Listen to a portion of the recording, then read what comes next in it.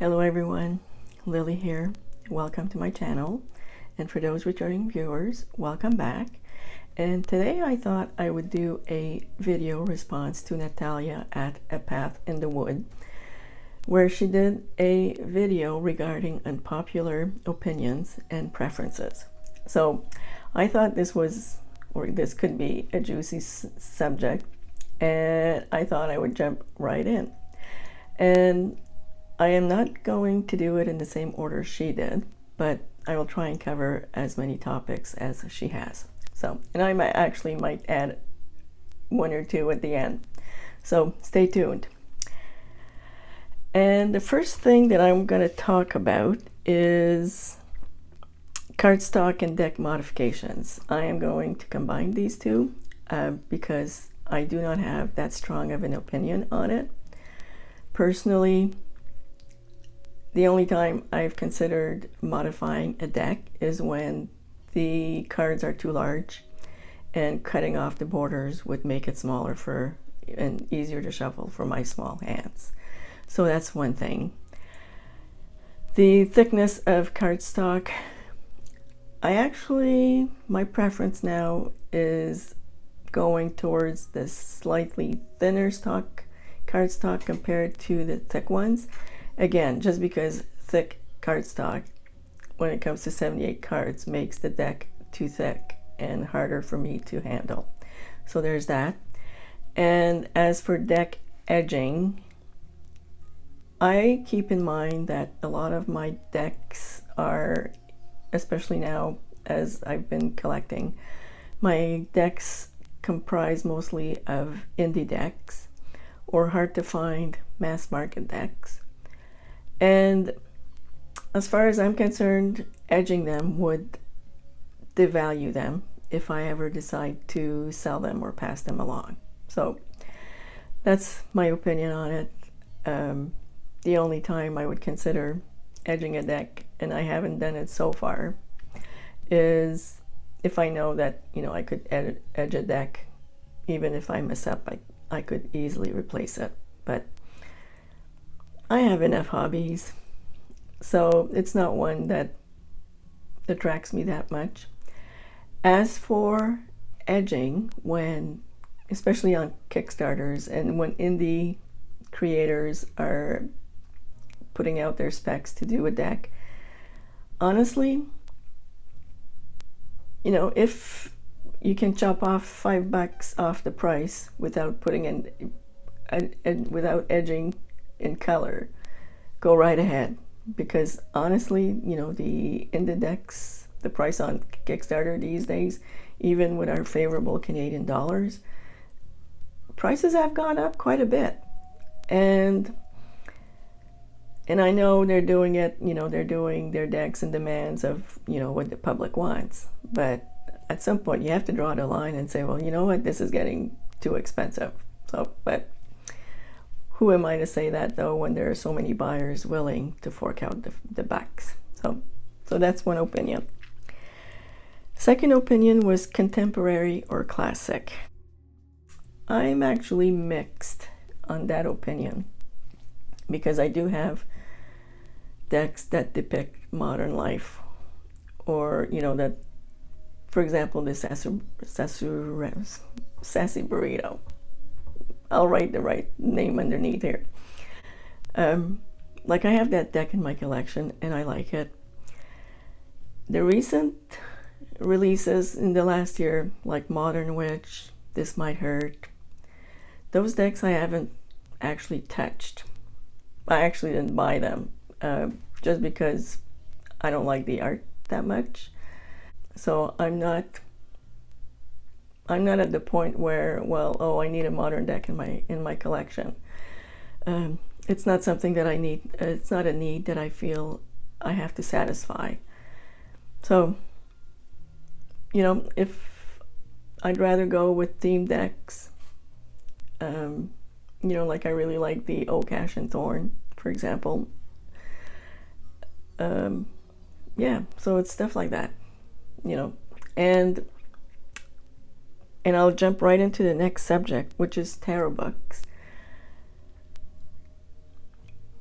I'd rather go with something that, you know, I can pick up a book on. Like, for example, you know, I like the classic systems. I'm getting more interested in the Marseille and the Thought. I already have a lot of books on Rider-Waite-Smith, and I find that, you know, a lot of these decks out there, they come with one book. They have one book to to talk about their symbolism, but you won't find that many other books written on a particular deck, except for the classics. And when it comes, like Natalia talked about tarot books, and I do have a lot of tarot books, and I agree with her that you can only do so much reading. At some point, you have to put your cards on the table and start reading and start interpreting. But a lot has to be said with experience, you know, and getting experience in actually reading. And in my case, for the longest time, I was actually very book smart on the tarot. But the thing is I couldn't figure out what to take what I read in the books and actually put it in practice. And for me, the big difference was actually getting a teacher. So that made all the difference, because there's a lot of things that, you know, books tend to focus a lot on meaning.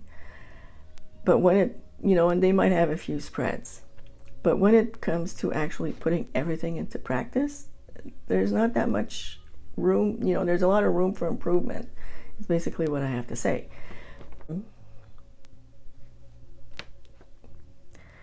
Tarot decks for beginners.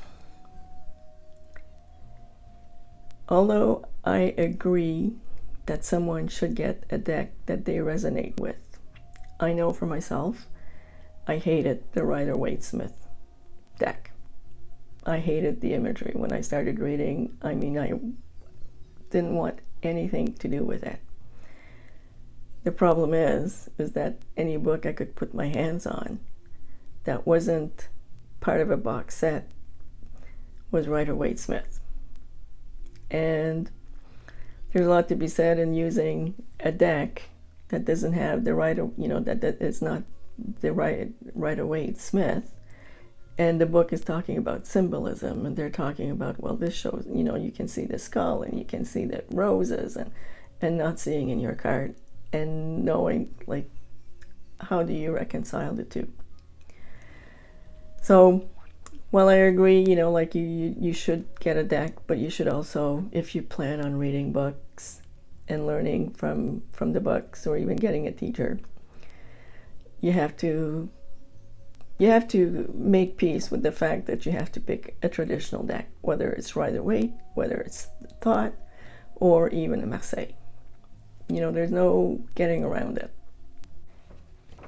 Natalia talks, here's a subject that I actually do not agree with, and I say that, you know, she says that spreads are not important. And I really don't agree with that. I mean, if you're just asking a question off the fly and you're like, oh, I'm going to pull 3 cards, yeah.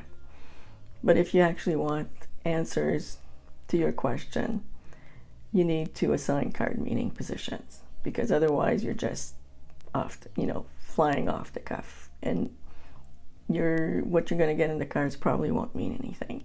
And we see this, you know, like every so often I go into the tarot forums and beginners are there, and they pull out, you know, they're asking a question, and then they just pull cards, and they're like, well, what does it mean? Or I don't understand what it says. Or I'm asking about this, and then they go completely off into the left field and come up with meanings that actually don't answer the question. I mean, just an example is someone was asking a question. They're looking at which program they should go to study, and they have 4 choices. And they pull a past, present, future spread. And they're asking, well, I don't know which program I should go. And then they pull 3 cards, not assigning any card to any of their choices. Does that make sense? I mean, you know, I understand they're beginners, and they, haven't progressed that far to think. But that's part of reading, is that a lot of, before you actually even put down the cards, you actually have to figure out what answers you're looking for. And it doesn't matter what subject you're talking about. Like if you're talking about a relationship, like if you're, you can ask for the outcome, but you have to know what's going to lead to the outcome. So that's the kind of thing that, that's why I think spreads are important, because if you're going to start thinking about card positions, you actually telling your spread, well, tell me what I want to know. And I want to know about this, and I want to know about that.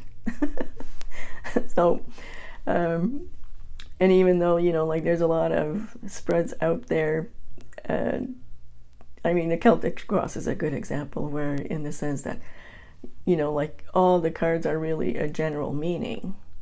But actually, you can actually practice in your mind to say, yeah, this, for example, the version of the Celtic Cross I have, or I use, is card position is other people, or other people's influence. Well, if you're talking about two people, you can actually make it clear in your head that you want that position to represent the opinion of the other person your client is dealing with. You don't want to put it, say, well, I just want to know what everybody is thinking. Well, no, because it's not really useful. You want to know what that specific person knows. So that's an example of where I think, you need to tailor your spreads, and because you need focus and you need definition. Tarot deck collections. Oh my. Do we need a deck collection? Really, no. I mean, I know for myself, even for myself, like I have over probably 150 decks, a mixture of tarot and oracle decks. But if I'm going to read for someone else, and I want to make sure that that reading is, accurate, I pull out my Rider-Waite-Smith. I mean, all the other decks, I'll use for myself, for whatever reason. I'll study the deck, but the thing is I have so many decks that, except for the Rider-Waite-Smith and possibly now the Marseille, I haven't sat down and studied in depth all the other decks. And this is something that I'm trying to remedy. And at the same time, I'm wondering, well, what should I do with all my decks? Because, essentially they sit in a cupboard. So, and I actually don't have strong opinions on, this deck is for spring, and this deck is for fall, and this deck is for shadow work, and this deck, not yet. So, but then again, there's a lot of things that I haven't done when it comes to readings, where I haven't done any shadow work readings for shadow work for someone else. And yeah, I think that's pretty much what I have to say on that. And number 7, predictive readings. Where do I start?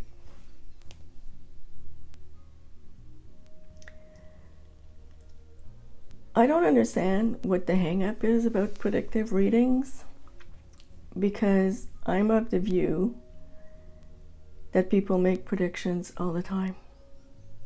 Even, leaving aside the cards, we make predictions all the time.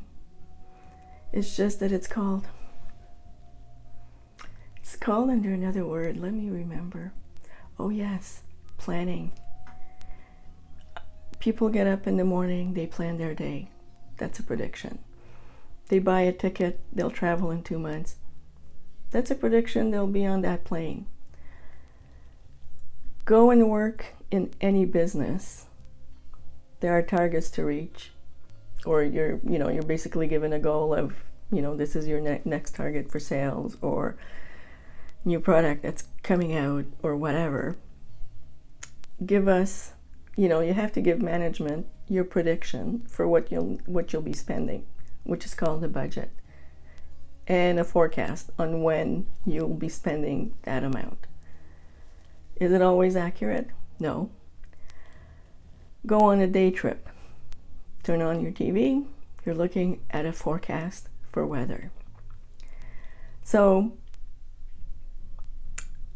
having this in mind, what is wrong with making a prediction using your tarot cards? I mean, I'm asking if someone can come up with, making predictions is wrong, because I know, some people have strong opinions, and some, readers will sniff at the idea. But it's a reality of life that we have to make predictions for everything. So, having said that, if you're going to make a predictive reading, like everything else that you have to do in real life, what you're asking for, what you want an answer for, has to be grounded in reality and has to make sense. If you're, you can't make a prediction and say, well, when, you want the cards to tell you when you're going to be a millionaire. Well, you know what? Unless you're already making $150,000 a year, it's going to, it's not a possibility in the next 10 years. If you're, making a prediction for, well, where will I meet my next significant? Or in these days, we hear a lot of twin flames and soulmates. Well, honey, if you're not dating, if you're not going out, who knows where you're going to meet? You might as well stick your finger in the air and see where the wind blows. So that's what I have to say about predictive readings. The other example I can think of is when people are, and I know we have a lot of witches that, read tarot and that have YouTube channels, is when, if they're going to be making a spell.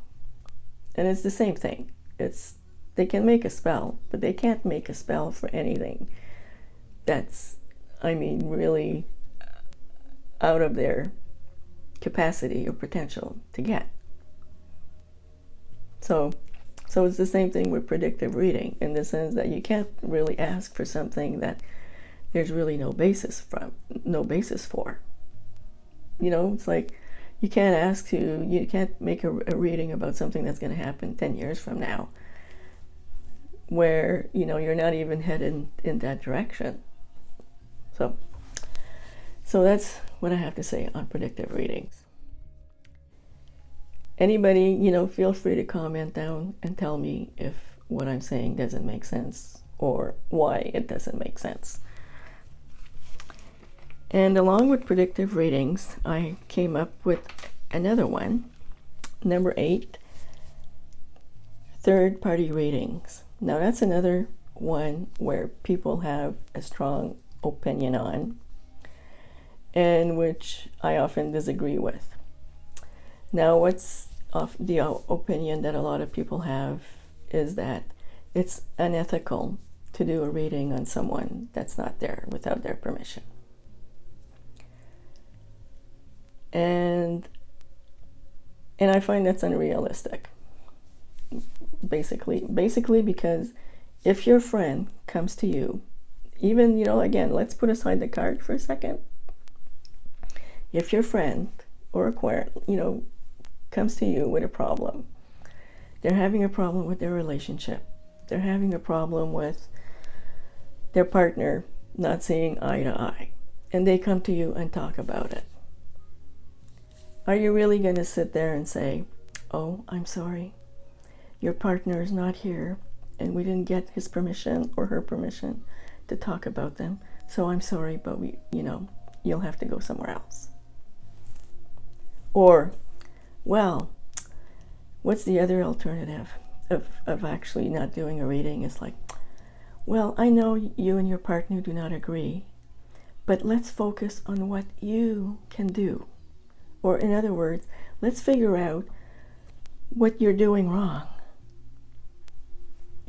I know this is, I'm pushing it, but honestly, a relationship is two people. If someone, it's like anything else, like I know, like a lot of tarot readers consider themselves as advisors and consultants. And some even go so far as to say, well, it's another form of therapy. Well, what therapist or consultant worth their salt would say, oh, sorry, we can only focus on you and what you can do, while ignoring there's another person at the other end that actually, like if you're going to do something, there's another person at the other end that's going to react, whether it's good or bad.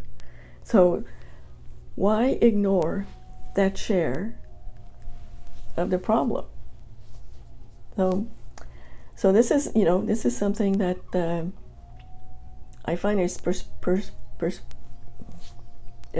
weird to think that you wouldn't consider someone else's point of view, or what could happen between these two people if you're only focusing on this one side. I mean, you know what, if you have a couple, one wants to get married and the other one is just there passing time until they find someone else.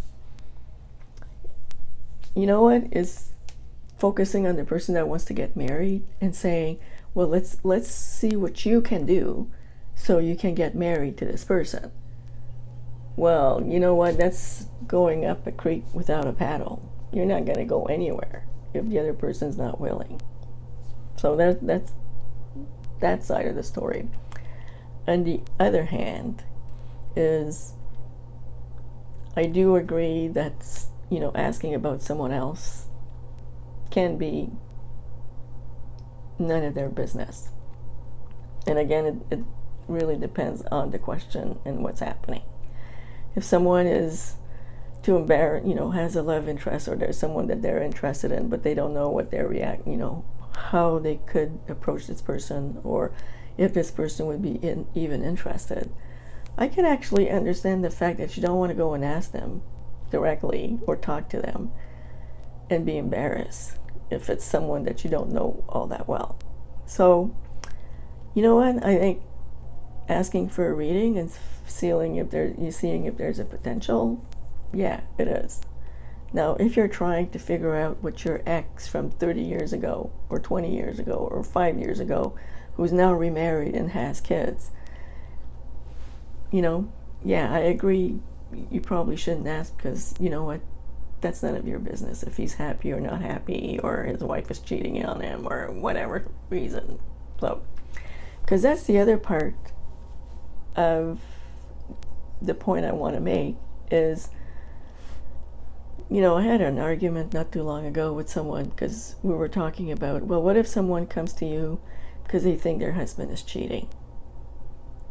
And the other person was saying, well, if they're already asking that question, that means there's already something wrong and they shouldn't be getting a tarot reading. And I thought that was really judgmental, because again, it's ignoring the fact that basically the reader was saying, well, what if they can, why are they asking a reader instead of talking it directly with the cheating spouse?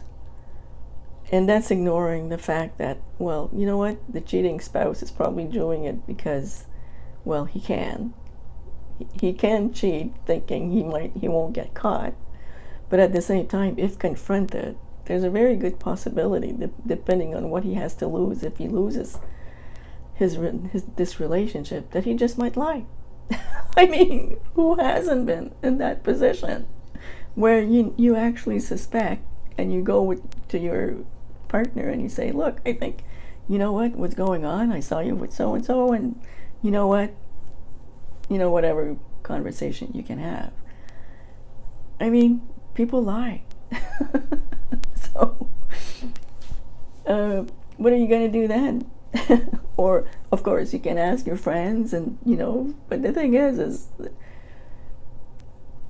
depending on the friend, depending on the situation, they might not tell you. So that's part and caboodle of all this.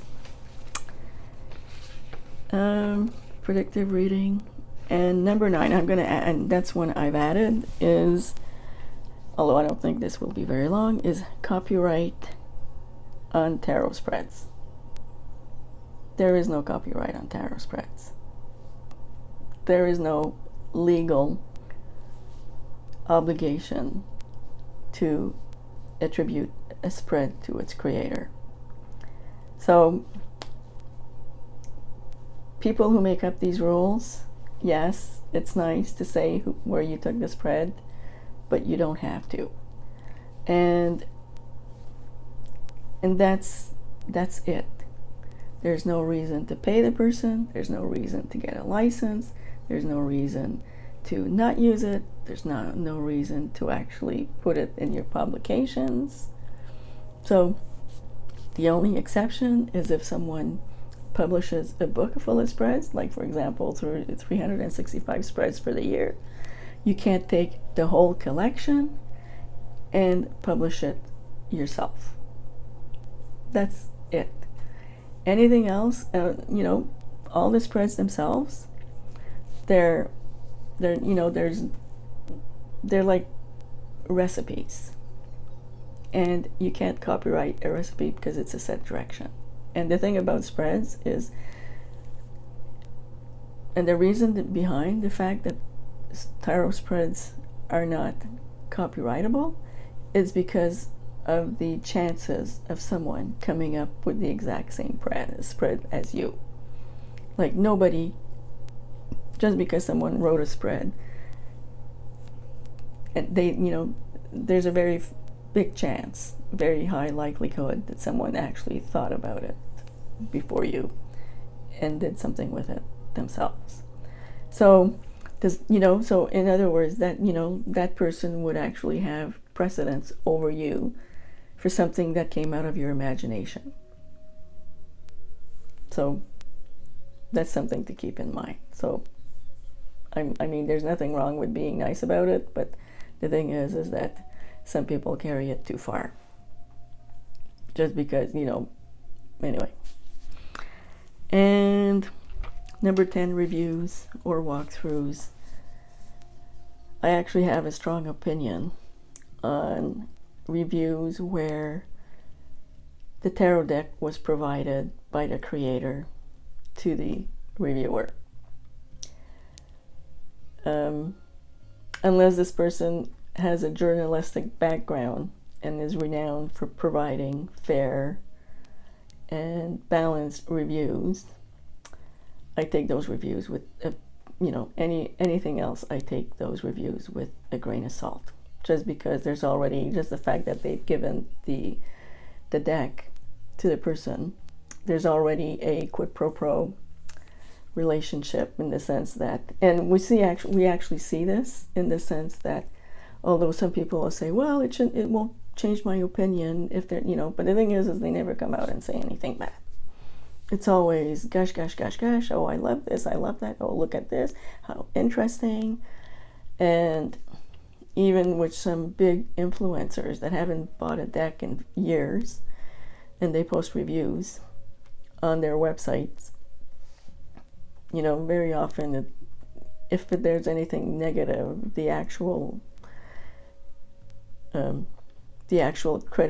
criticism is very neutral. So that's one thing where I feel strongly about. And because the thing is if you look at it, it doesn't matter what influencers you're looking at. If they're looking at a deck and they they gosh, they never, try and find one review on their website or on their channel where they've put a review of a deck that was provided and it turned out negative. It never happens, and I actually very, very much appreciate when a creator will say at the beginning of the review video where, if they bought the deck or if it was provided. And I suspect that quite a few decks that or reviews where people don't mention any of it, whether they bought it or it got provided. Well, anyway, the thing is, I think most of them are actually pretty honest about it, and they actually say, well, yes, this, this deck was given to me. So, and sometimes, like I've actually challenged where they don't mention it, and I'll ask, well, did you get it for free, and I don't know how many times they'll come back and say, oh yes, it was provided for free, but it wouldn't change my opinion.